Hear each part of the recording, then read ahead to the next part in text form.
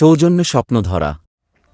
আসসালামু আলাইকুম ওরহমতুল্লাহি ওয়াবারাকাতুহ। ইন্নাল হামদুলিল্লাহ ওয়াসসালাতু ওয়াসসালামু আলা মুহাম্মাদিনিল মুস্তাফা ওয়া আলা আলিহি ওয়া আসহাবিহিল মুজতাবা, আম্মা বা'দ।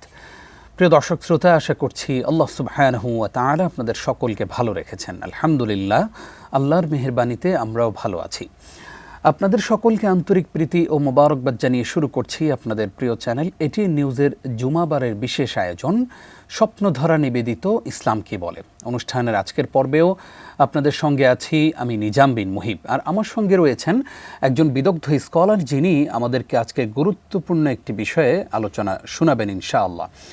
চলুন প্রিয় দর্শক, আজকে আমাদের সঙ্গে কে রয়েছেন সেই সম্মানিত অতিথির সঙ্গে শুরুতেই আপনাদেরকে পরিচয় করিয়ে দিচ্ছি। বিজ্ঞ স্কলার হিসাবে আমাদের আমন্ত্রণ গ্রহণ করে স্টুডিওতে এসেছেন আমাদের প্রিয় স্কলার ডক্টর রেজাউল করিম মাদানী। আসসালামু আলাইকুম ওয়া রাহমাতুল্লাহি। ওয়ালাইকুম আসসালাম ওয়া রাহমাতুল্লাহি ওয়া বারাকাতুহু। হাইয়াকাল্লাহ উস্তাজ, আহলান ওয়া সাহলান। মারহাবান বিকুম। উস্তাজ, আপনাকে আমাদের এটিএন নিউজের এই চমৎকার এবং জীবন ঘনিষ্ঠ আয়োজনে স্বাগত জানাচ্ছি। প্রিয় দর্শক, গুরুত্বপূর্ণ যে বিষয়ে আলোচনা আজকে আমরা শুনবো তা হচ্ছে হারামে নেই আরাম। আমরা জানি যে আমরা অনেক সময় সন্তানের মুখে হাসি ফোটানোর জন্য হারাম ইনকাম করি, অথচ আমি ভুলেই যাই যে আমি সন্তানকে জাহান্নামের দিকে দিন দিন আমি ঠেলে দিচ্ছি, নিজেও জাহান্নামে যাচ্ছি এবং সন্তানদেরকে, পরিবারকে, আপনজনকে জাহান্নামের দিকে এগিয়ে দিচ্ছি। আপনি আমি যদি হারাম ইনকাম করি, আমাদের দোয়া কোনো দিন কবুল হবে না। আসুন এ বিষয়ে আলোচনা শুনি। শেখ একদম শুরুতেই জানাবেন, আল্লাহ রাব্বুল আলামিন সূরা তাহরীমের 6 নম্বর আয়াতে বলেছেন, ইয়া আইয়ুহাল্লাযীনা আমানু কু আনফুসাকুম ওয়া আহলিকুম নারা। এই যে পরিবার এবং পরিজনকে, নিজেদেরকে জাহান্নাম থেকে বাঁচতে বলেছেন, পরিবার পরিজনকে জাহান্নাম থেকে বাঁচাতে বলেছেন, এই আয়াত থেকে আমরা শিক্ষা গ্রহণ যদি করতামই, তাহলে কি আমরা হারাম ইনকাম করতাম? বিসমিল্লাহ ওয়াসসালাতু ওয়াসসালামু আলা রাসূলিল্লাহ। ক্বালা আল্লাহু তাআলা ইয়া আইয়ুহার রাসূলু কুলু মিনাত তাইয়্যিবাতি ওয়া আমালু সালিহা।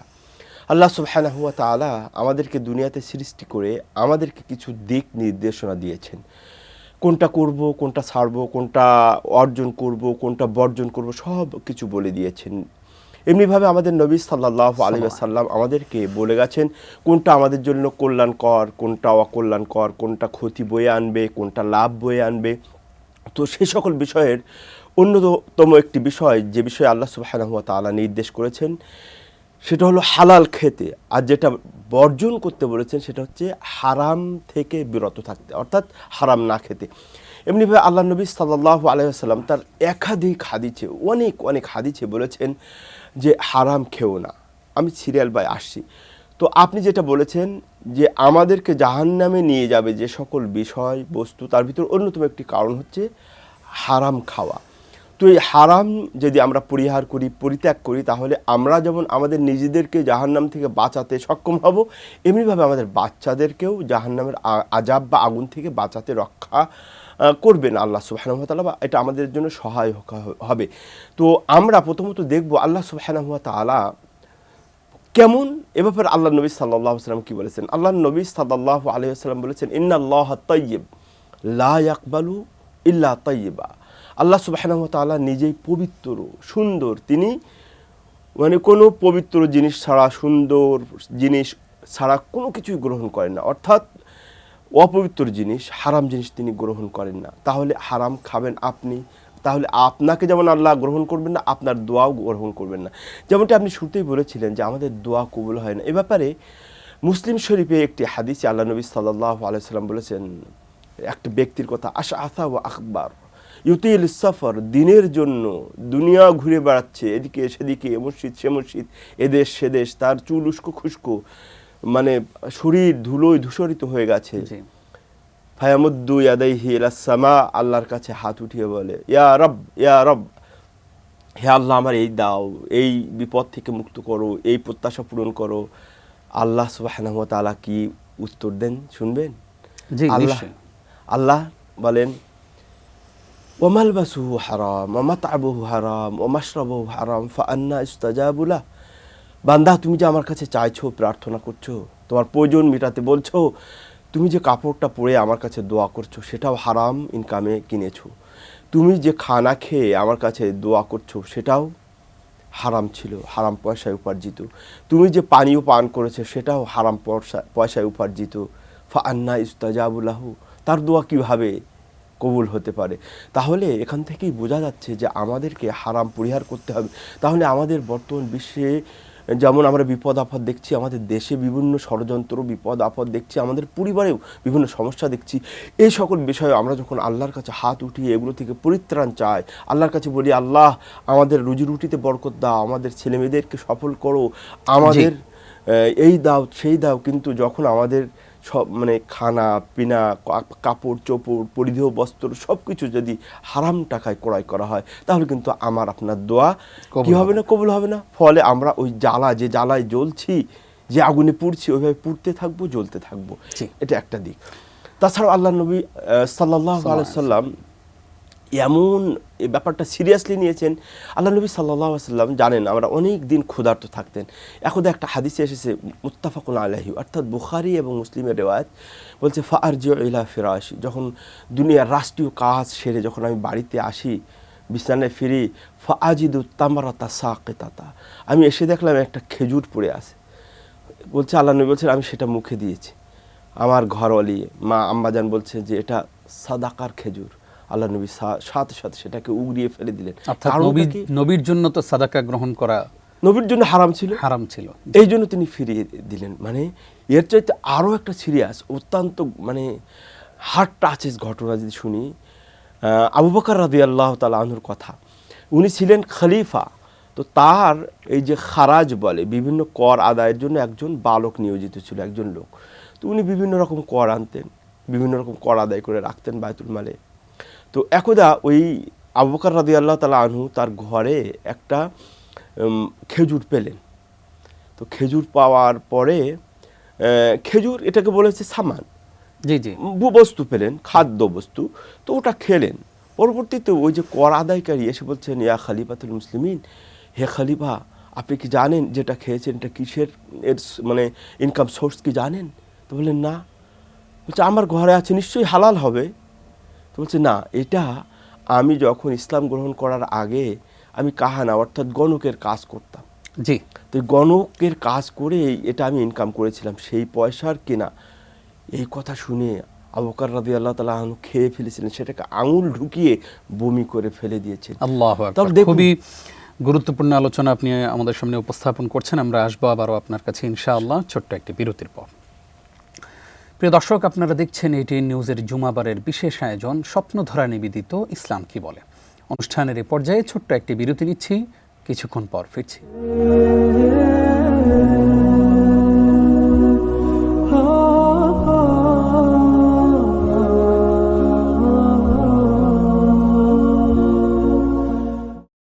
সৌজন্যে স্বপ্নধরা। প্রিয় দর্শক, আরও একবার স্বাগত জানিয়ে শুরু করছি স্বপ্নধরা নিবেদিত ইসলাম কি বলে। আজকে আমরা গুরুত্বপূর্ণ একটি বিষয় আলোচনা শুনছি, তা হচ্ছে হারামে নেই আরাম। চলুন প্রিয় দর্শক আলোচনার বাকি অংশ শুনে আসি। উস্তাজ, আপনাকে আরও একবার স্বাগত জানাচ্ছি। আমরা একটু জানতে চাই আপনার কাছে যে এই যে অনেক গার্ডিয়ানরা, অনেক বাবারা, অনেক বড় ভাইয়েরা হারাম ইনকামের দিকে ঝুঁকে পড়েন, এর অন্যতম একটি কারণ হচ্ছে সন্তানের অথবা ছোট ভাই বোনের বেহিসাবি আবদার। সন্তানের একটা স্মার্টফোন লাগবে, তার স্মার্টফোন চালানোর বয়সই হয় নাই, কিন্তু সে আবদার করে বসে আছে যে আমাকে আইফোন কিনে দিতে হবে। সন্তান অথবা ছোট ভাই বোন আবদার করে বসে আছে যে আমাকে একটা বাইক কিনে দিতে হবে, একটা স্কুটি কিনে দিতে হবে।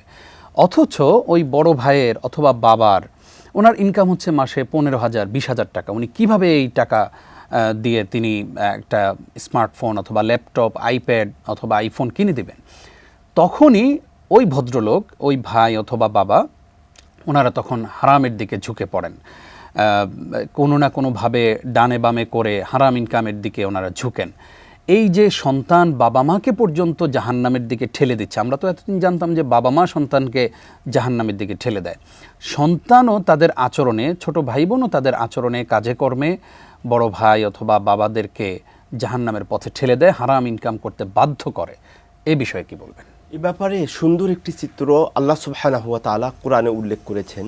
সেটা বলার আগে আমি যেটা বলবো, আমাদের সুপ্রিয় দর্শক শ্রোতা যারা অভিভাবক হিসাবে আছেন, সচরাচর আমরা যে হারামগুলো ইনকাম করি তার কয়েকটি মাধ্যমে, হয় সুদ, নাই ঘুষ, তা না হলে ধোঁকা, প্রতারণা, মিথ্যা, অন্যের জমি দখল, এই ধরনের, তাই না?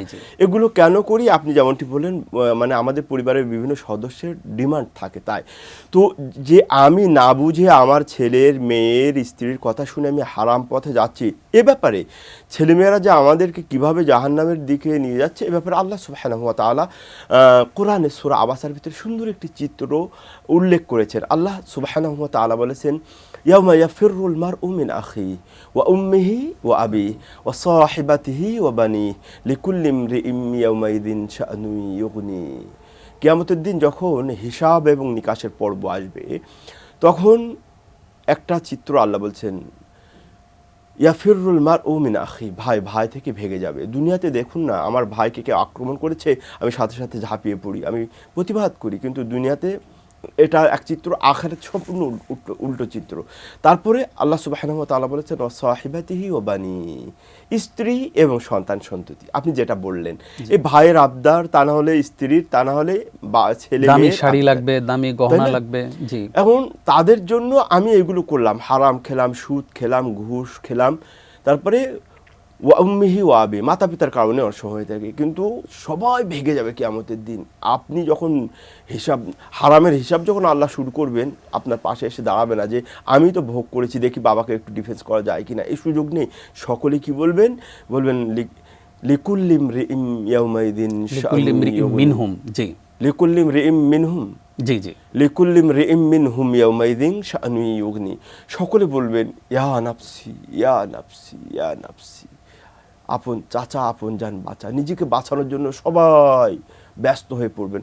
শুধুমাত্র আপনার নবী, আমার নবী, দয়াল নবী, তিনি শুধুমাত্র বলবেন, ইয়া উম্মতি ইয়া উম্মতি ইয়া উম্মতি, হে আমার উম্মত, আমার উম্মতের অবস্থা কি, অবস্থা কি। তো এই চিত্র, এই আয়াত থেকে বোঝা যায় যে কিয়ামতের দিন যাদের জন্য হারাম কামালাম, সুদ খেলাম, ঘুষ নিলাম, অথচ তারা আমার পাশে এসে দাঁড়াবে না, অতএব সতর্ক হতে হবে। আর বিশেষ করে আমরা যারা সুদ খাচ্ছি, তাদের ব্যাপারে তো আল্লাহ সুবহানাহু ওয়া তাআলা বলেছেন, এটা আল্লাহ এবং রাসূলের বিরুদ্ধে যুদ্ধ ঘোষণা। আল্লাহ বলেছেন, ফাযানু বিহারবিম মিনাল্লাহি ওয়া রাসূলি, অর্থাৎ যারা সুদ খাচ্ছে, সুদের সাথে লেনদেন করছেন, তাদেরকে আল্লাহ বলছেন, তোমরা আল্লাহ এবং আল্লাহ রাসূলের বিরুদ্ধে যুদ্ধ ঘোষণা করো।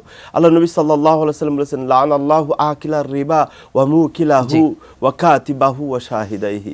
বুখারী মুসলিমের হাদিস। আল্লাহ নবী সাল্লাল্লাহু আলাইহি ওয়াসাল্লাম, যারা সুদ খায়, যারা সুদ দেয়, যারা লেখালেখি করে, সাক্ষী থাকে, তাদের সকলকে আল্লাহর নবী অভিশাপ করেছেন। আল্লাহর নবীর বদদোয়া পেতে চাই আমরা কেউ? আল্লাহর নবীর বদদোয়া, আমার আপনার না। কবুল হওয়া না হওয়া একটা ব্যাপার থাকে, নবীর বদদোয়া ডিরেক্টলি কবুল হয়ে যাবে। তাহলে যারা আমরা সুদের সাথে জড়িত, নবীর বদদোয়ার অন্তর্ভুক্ত হয়ে যাব। অতএব আমাদেরকে সতর্ক হতে হবে। যারা ঘুষ খাচ্ছেন, তাদের ব্যাপারে কিন্তু আল্লাহ নবী সাল্লাল্লাহু আলাইহি ওয়াসাল্লাম সতর্ক করে গেছেন। আল্লাহ নবী সাল্লাল্লাহু আলাইহি ওয়াসাল্লাম বলেছেন, আর রাশি ওয়াল মুরতাশি কিলাহুমা ফিন্নার, যিনি সুদ দেন, যিনি খান, উভয়ে জাহান্নামে। নাউযুবিল্লাহ। হারামের পরিণতি দেখেছেন। আর দুনিয়াতে, এটা তো আখিরাতের কথা শুনছি, দুনিয়াতে আল্লাহ সুবহানাহু ওয়া তাআলা কি বললেন? ইয়ামহাকুল্লাহুর রিবা ওয়া ইউরবিস সাদাকাত। আল্লাহ সুবহানাহু ওয়া তাআলা যারা সুদ খায়, অবৈধ ইনকাম করে, তাদের ইনকামে বরকত দেন না।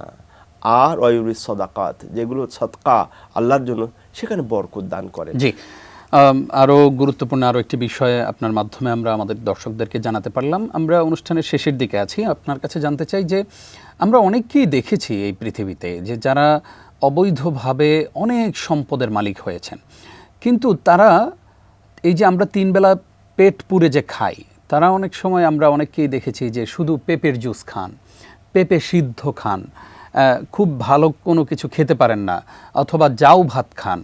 মানে একটা পর্যায়ে তার এমন হয়েছে যে অঢেল সম্পদ আছে, তার সন্তান সন্ততিও তার পাশে নেই, তার সম্পদও তার পাশে নেই, এবং সে ভালো চাইলেই ভালো কোনো কিছু খেতে পারে না।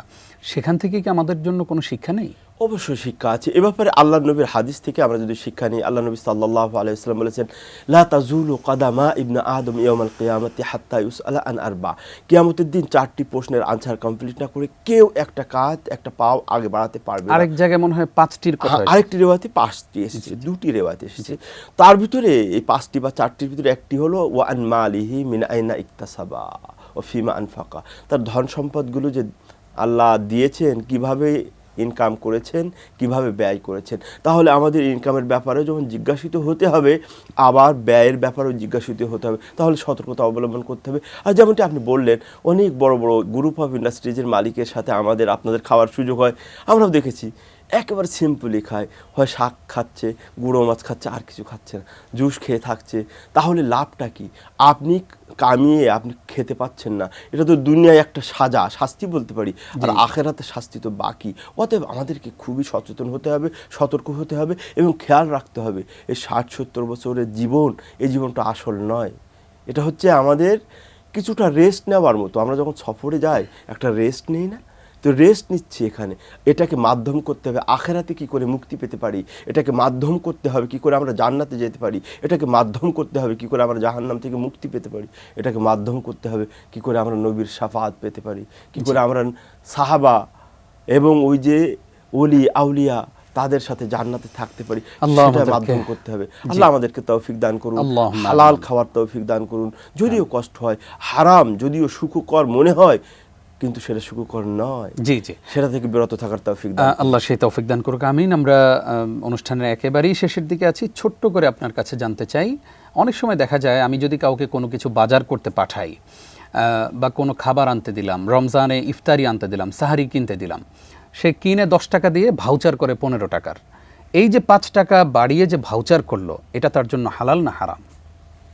এটা তার জন্য হারাম, এই কারণে যে সে প্রতারণার আশ্রয় নিয়েছে, ধোঁকা দিয়েছে। আর আল্লাহ নবী সাল্লাল্লাহু আলাইহি ওয়াসাল্লাম বলেছেন, মান গাশশা না ফালাইসা মিন্না, যে ধোঁকা দিবে, প্রতারণা দিবে, সে আমার উম্মত না। জি, আল্লাহ রাব্বুল আলামিন আমাদেরকে হারাম থেকে বেঁচে থাকার তৌফিক দান করুক। কারণ আমাদের আজকের শিরোনামই হচ্ছে হারামে নেই আরাম। কোনো আরাম নেই, দুনিয়াতেও নেই, আখিরাতেও নেই। কষ্ট করে আপনি সময় দিয়েছেন আমাদের জন্য, সেজন্য আপনাকে ধন্যবাদ জানাচ্ছি। ধন্যবাদ আপনাদেরকে। প্রিয় দর্শক, এতক্ষণ যারা আমাদের সঙ্গে ছিলেন আপনাদেরকেও ধন্যবাদ জানিয়ে শেষ করছি আজকের আয়োজন। আগামী পর্ব দেখবার আমন্ত্রণ জানিয়ে এখানেই বিদায় নিচ্ছি আমি নিজাম বিন মুহিব। আপনারা এতক্ষণ দেখছিলেন স্বপ্নধরা নিবেদিত ইসলাম কি বলে। আগামী পর্ব দেখবেন সেই প্রত্যাশায়। আসসালামু আলাইকুম ওয়া রাহমাতুল্লাহি ওয়া বারাকাতুহু।